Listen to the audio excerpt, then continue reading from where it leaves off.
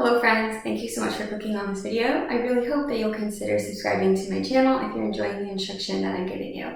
So today we're going to be talking about some tips for flying with your violin. So first of all, I've had students and people in general say to me that they don't want to take their violin on a flight, because it's so expensive and they don't want anything to happen to it. And I completely understand. I don't want anything to happen to my violin either. But I want to let you know that flying with your violin is perfectly safe as long as you follow the following steps. First of all, you need to make sure that your violin is in a hard cover case. We do not want a soft cover case because then the violin is much more susceptible to damage. So make sure that you have a hard cover violin case when you are traveling or specifically flying with your violin. The second thing is that you never want to check your violin. Never check your violin, always carry it on.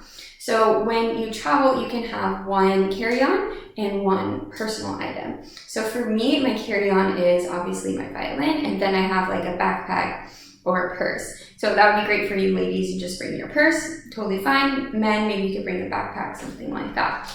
But never check it, okay? It is much more susceptible to damage if you check the violin. Always carry it on.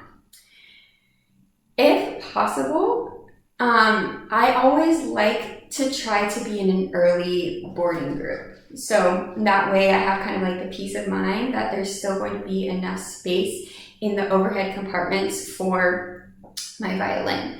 I know this isn't always possible. I know a lot of times you have to pay to upgrade and you've already paid a lot for the flight, so I totally get it, but it just gives me that like extra peace of mind that I'm gonna board early. There's gonna be plenty of room for my violin in the overhead bins.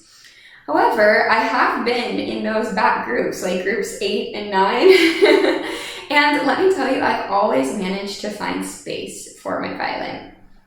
I believe that many airlines actually have a policy when it comes to instruments that, I think it says that as long as there's space that you can carry it on. If you by chance come into the situation where you don't find any space for your violin, talk to the flight attendant, and they usually have like a special cabin at the front for their stuff. I've seen like suits and stuff in there before, I don't know. And I've had flight attendants put the violin in there for me before.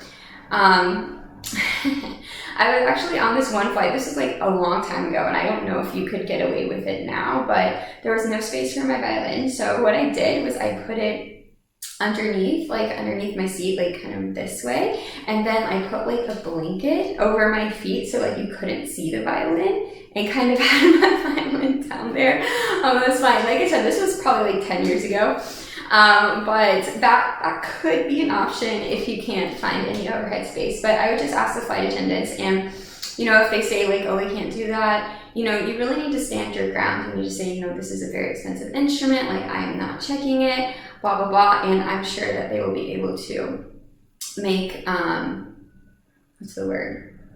arrangements for you. If you're still super worried, I would recommend just buying your violin a seat. That way your violin can be there, no problem. I know that there's been for example, one of my colleagues, when I was at DePaul, actually made like national news because the flight attendants or something were being rude about her cello. So just know that if something like that happens, that is not okay, and that will definitely get some attention, but that is like not the norm. I've flown with my violins probably at least 100 times, and nothing like that has ever happened to me. Now I realize violin, cello, a little bit different, right? But still the same kind of principle applies. You might have heard or read that you need to tune down your strings when you're flying because of the pressure, and that's actually not the case. You don't need to tune down your violin at all. It'll be perfectly fine. Something else that has happened to me on a flight though, I had my metronome in my violin case,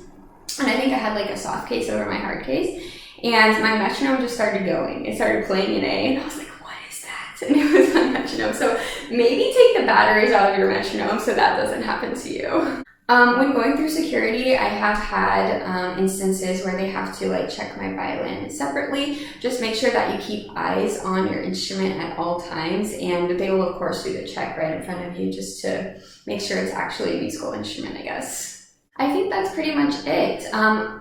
You shouldn't be worried about flying with your violin 9,000 times out of 9,001 times. It's going to be perfectly fine.